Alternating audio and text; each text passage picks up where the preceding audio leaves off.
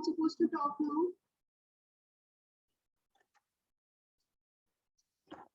So in this chapter called as political environment, we have already done the three political institutions: legislature, executive, and judiciary. Okay. So we have understood the political environment. Kya hota hai. Now today we'll see that how the political environment is going to impact the business. Although हमने कुछ points में कर लिया है cover, but specifically हम इस heading के अंदर करेंगे कि कैसे business political environment जो है business को impact करे.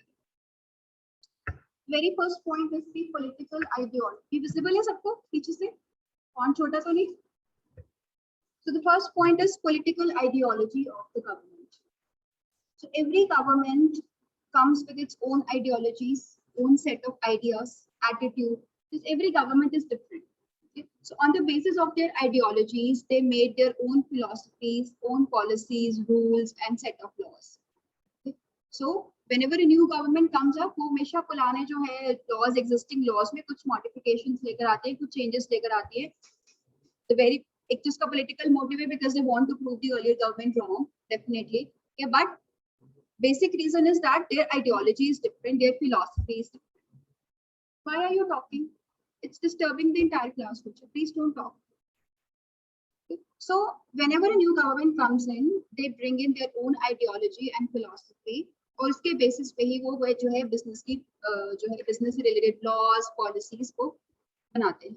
That is why जो भी country में government in power है, उसकी जो ideology है, philosophy है, वो depend करती है कि country में किस तरीके के businesses होंगे. Like if the government is such कि वो foreign companies को ज़्यादा promote नहीं करती. If the government it doesn't promote foreign companies, so definitely वो क्या करेंगे? वो FDI जो है foreign direct investment उसको low रखेंगे कि foreign से कम companies आए और अगर आएंगे भी वो तो कम investment करें. So अगर government की attitude ऐसा है कि they want to open up more, they want to invite more of foreign companies, तो वो FDI का rate increase कर देंगे. Okay? So that more foreign companies can come up and they set up their business in India. So government की political ideology जो है वो depend करेगी कि country में किस तरीके के businesses होंगे, कि कौन से sectors में होंगे, public sector ज़्यादा important होगा या private sector ज़्यादा important होगा, ये government की ideology उसकी philosophy पे depend करेगी. So this is the very first factor. Second is the political stability in the country. This I'm telling you from the beginning of this chapter that the stable the government is, the better it is for the businesses. So businesses, they can grow and develop only if this the government of the country is stable. तो वो continuously अपनी term से पहले ही change होती रहेगी तो government change होगी तो business के laws, policies change होंगे. So that will be detrimental in the interest of the businesses. Detrimental for the businesses. Next is relationship of the government with the other countries. Now this point is very important in the current scenario because these days we have multinational companies. So आजकल companies they are not only operating in their domestic market, they are going global. Okay. So only if our country has a good relationship with another foreign country, only then that foreign country will entertain the business houses of India. Okay. So a company, an Indian company can only go and establish business in the foreign country if India has a good relationships with that country. So आपने कभी देखा होगा whenever the tensions arise between India and Pakistan, तो जो India Pakistan के import and export होते हैं वो affect होते हैं. Okay. Why? Because of these tensions, such जो है businesses इनको restrict कर दिया जाता है. So if a country has a cordial relationships with the other countries, so it's definitely going to benefit our businesses. Then cordial center-state relationship. So you might have seen that कई बार center में अलग government होती है, पर state में अलग government होती है. So at that times, कई बार conflict आ सकता है because of the different governments at the level of center and at the level of state.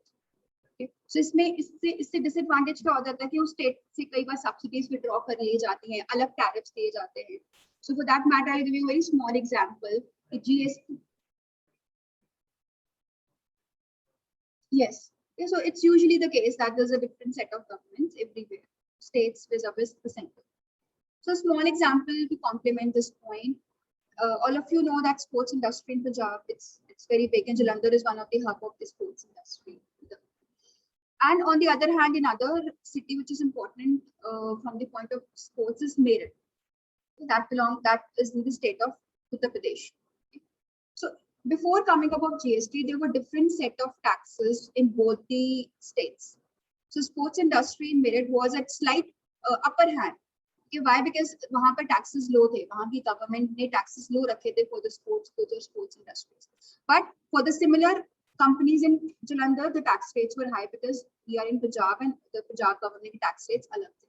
But after coming up of GST, these rates have been simplified. They have been standardized.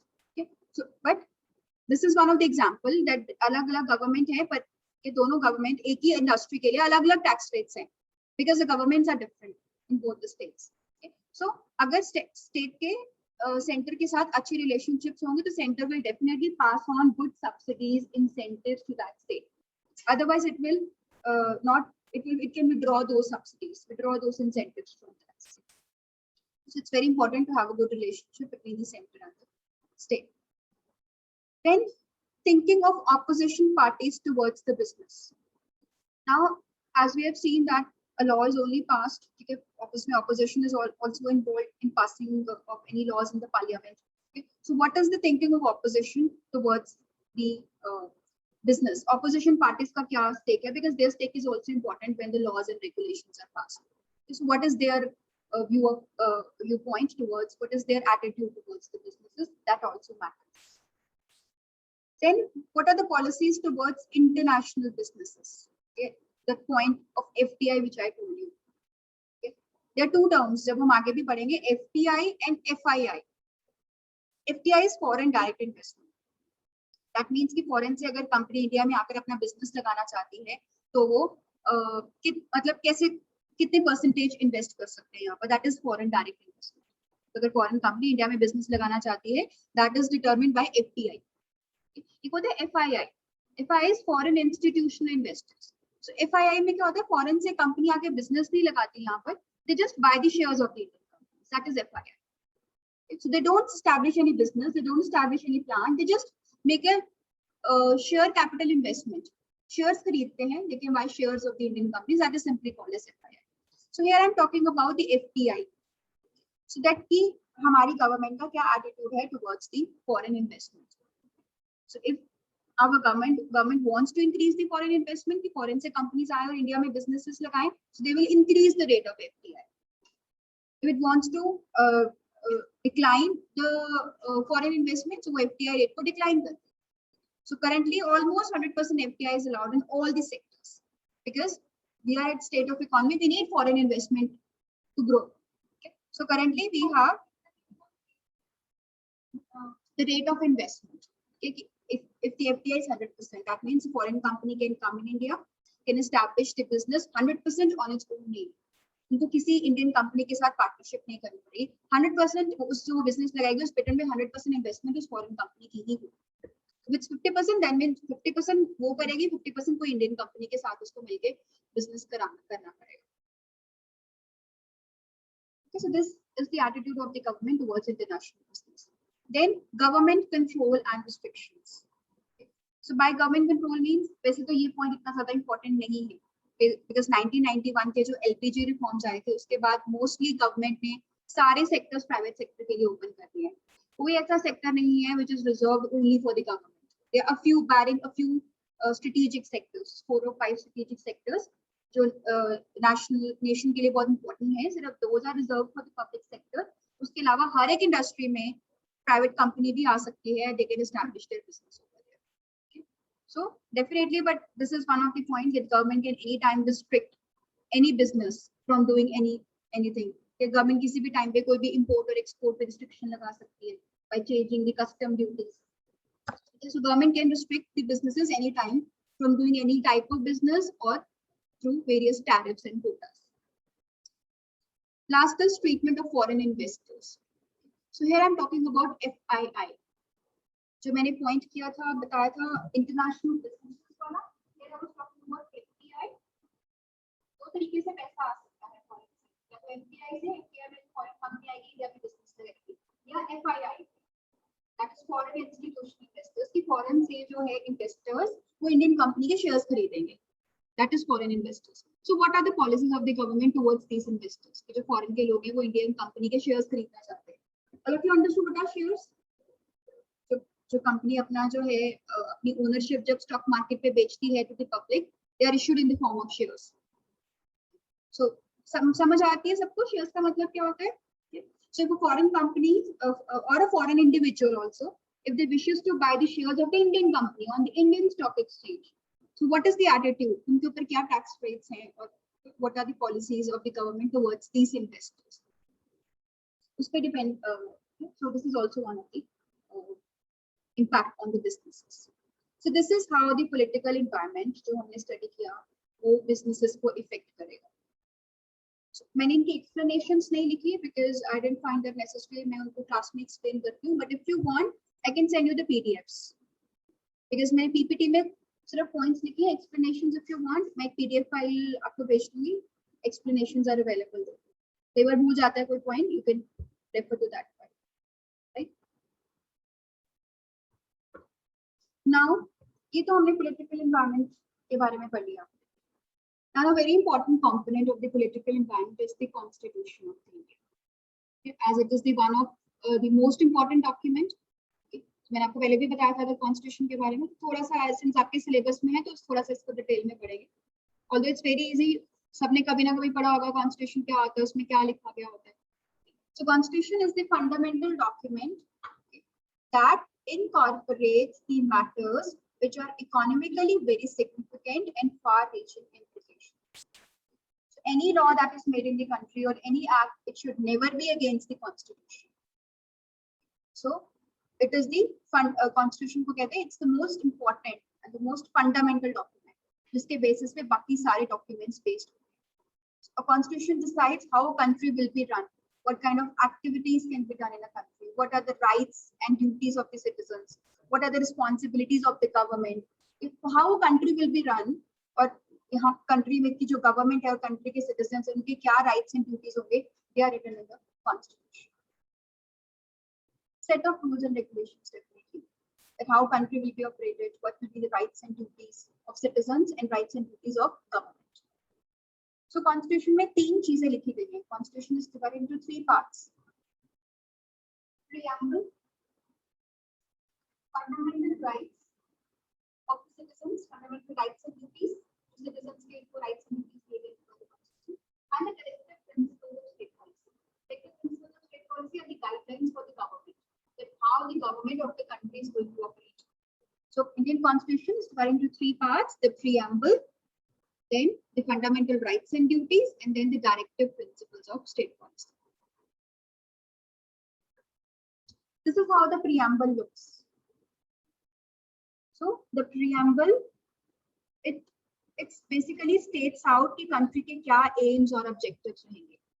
Okay, when the Constitution was developed in 1949, preamble जो बना था, Constitution जो बना था 1949 में, इस 47 में India got independence and it realized that we need to develop our own document, okay, जो एक fundamental होगा कि हमारी country कैसे चलेगी, which will set out the aims and aspirations of the people of the country. Okay. So preamble is the philosophy on which the entire Constitution stands. So जो जिस basis पे Constitution को बनाया गया है, जिस philosophy के basis पे ऊपर इसको बनाया गया है, that is called as preamble. Yes, because Constitution के बाद first written document ही था after independence. Okay, so preamble, these words have been written with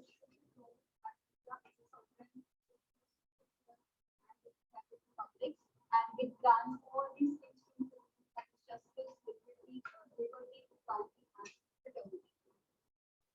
So I hope all of you understood this. इसको ज़्यादा हमने detail में नहीं पढ़ना है. So these are the characteristics of Constitution. हम preamble से ही Constitution की characteristics को निकाल सकते हैं.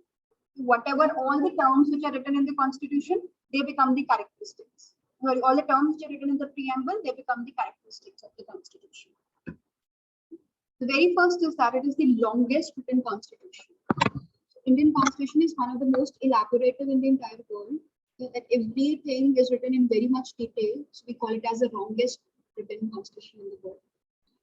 Then sovereignty.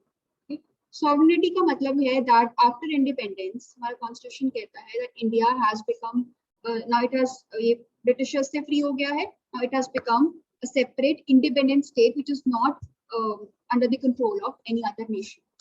That means, so constitution कहता है that India and its states, they are India as a single country, it is independent. So that means India is a sovereign nation. It is independent. It is not under the control of any other nation.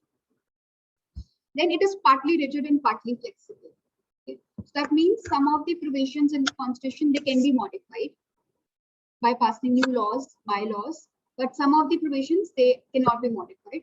So it is partly rigid. It can be changed and some provisions cannot be changed. Then it grants India as a democratic republic. ये मैंने आपको already बता दिया हुआ है. What is meant by democratic republic?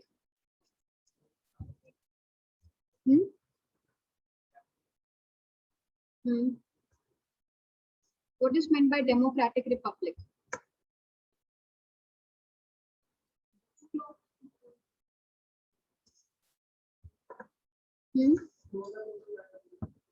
Okay. So democracy का मैंने मतलब क्या बताया था? With the supreme power is people. Okay. And democracy में एक आता है republican democracy. That means all the supreme power are people, but हर एक person rule नहीं बना सकता. We need some leaders who will make rules for us. Okay. So all the persons in India, they have the right to vote, and through their vote, they elect their leaders who will run the country. That means India is a democratic republic. Okay. All the citizens are important. Each and every vote is counted, and with the help of those votes, some leaders are elected who will make the policies for the nation. That makes India a democratic republic. Then secularism. What does secularism mean?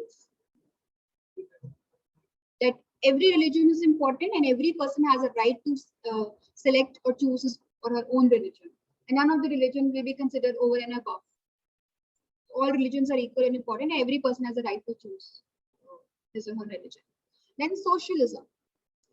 So by socialism, although currently actually तीन तरीके की economies हो सकती हैं: socialist, capitalist, and mixed economy. India currently is a mixed economy. It started with socialist economy. It started with being socialist economy, but now it is moving towards capitalism.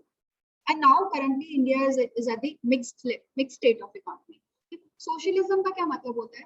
That the government of the country has the sole responsibility of developing the country. The government की responsibility है country को develop करना. Government ही सारे sectors को, सारी industries को own करेगी. Government ही wealth को distribute करेगी. But आज अगर आप देखो, government का role कम होता जा रहा है, and private sectors, they are more coming forward. So that capitalism, on the other hand, that means that private sector will own all the factors of production. Private sector will run the country. Government का सिर्फ mediator का role है. Government factors of production को own नहीं करेगी, government industries को own नहीं करेगी. Private sector ही industry को own करेगा और उसको चलाएगा और capital wealth को distribute करेगा. That is capitalism. So India ना तो एक end पे ना तो दूसरे end पे. India is a mixed economy. The government and private sector, they together. कुछ मैंने हंसी वाली बात करी.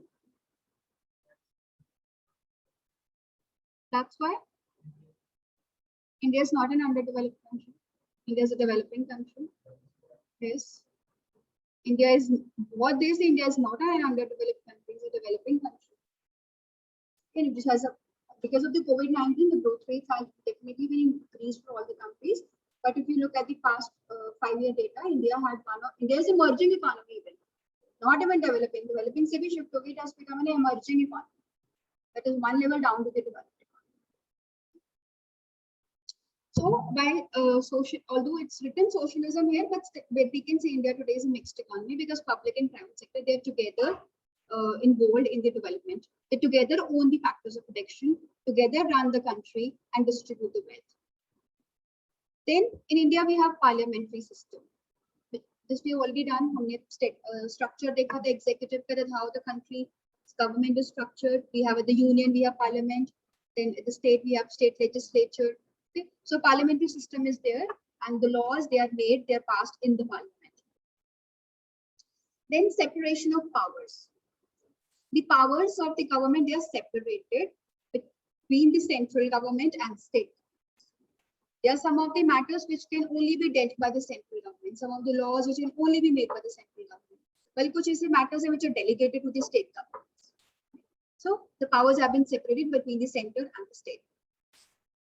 Then federation. India is a federation. That means although सभी states अलग हैं, but still it is considered as a one single country. It's a federal state that the entire country is treated as one single nation, one single federal. Then fundamental rights. हमारे constitution में दिए गए हैं fundamental rights and duties, 6 fundamental rights and several duties of the citizens which every person has to abide by. Then directive principles of state policy. ये होती है rights and duties of the government. Fundamental rights में दिए जाते हैं rights and duties of the citizens, directive principles में दिए जाते हैं rights and duties of the government, कि गवर्नमेंट कैसे काम करेगी, on what principles the government is going to work. Fundamental duties which I've already told you. And last is single citizenship. So India, there is a provision of the constitution only allows the citizen, a person to be a citizen of India only. अगर वो किसी और country का citizen होता है, then he ceases to be a citizen of India. So ये dual citizenship allowed नहीं. You cannot be a citizen of India and Canada both if you're going to some other country, whatever country it is. Okay. So if you avail the citizenship of another country, you definitely have to leave the citizenship of India. That means our constitution only allows for single citizenship. So these are the features of the constitution.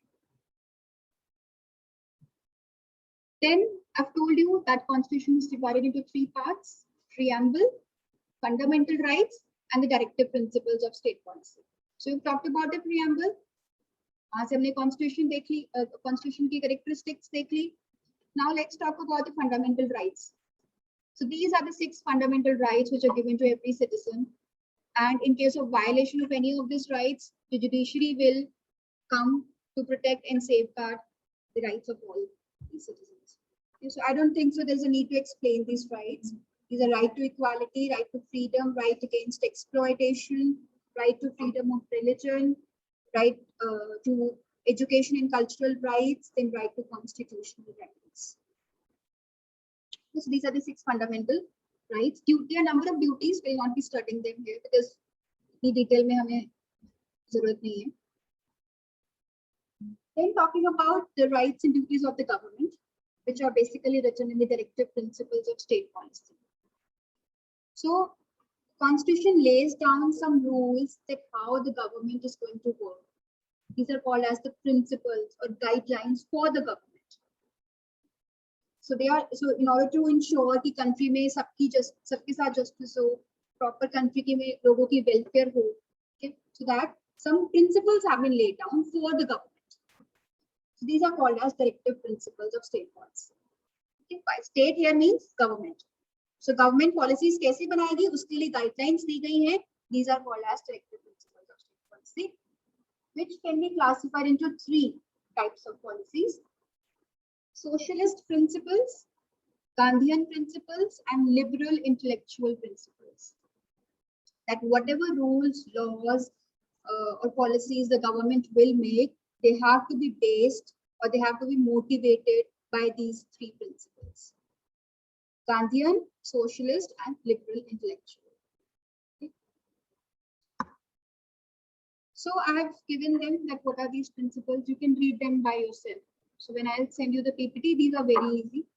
So you can read the socialist principles क्या होते हैं. So these are to promote the welfare of the people, okay, to provide equal justice to everybody, to raise the standard of living. That means society के लिए कुछ करना. Society के लिए कुछ कैसे कर सकते हो? Social welfare increase करके, उनके means of livelihood देके, the standard of living improve करके. So these are Gandhian principles. These are socialistic principles.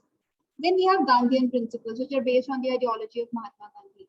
Okay, that is to organize village panchayats, to promote cottage industries, to prohibit consumption of drugs, okay, to promote education to backward classes, okay, to prohibit slaughter of cows and all that. So these are the Gandhian principles. Next are liberal intellectual principles.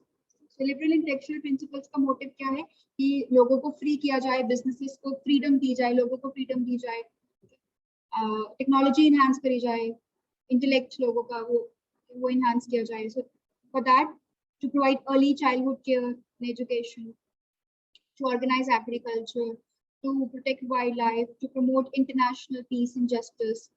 So these are some of the liberal intellectual principles. We need not to learn all of them. या आप उसमें से कोई 3-4 learn कर सकते हो. To quote it as an example. So these are 3 set of principles जिनके basis पे हमारी country की government कोई भी rule, policies या law बनाती है. So any law, rule or policy that is made by the government, they are motivated by these set of principles, which are socialistic, Gandhian and liberal intellectual. Okay, any doubt till now? Any doubt? No, ma'am.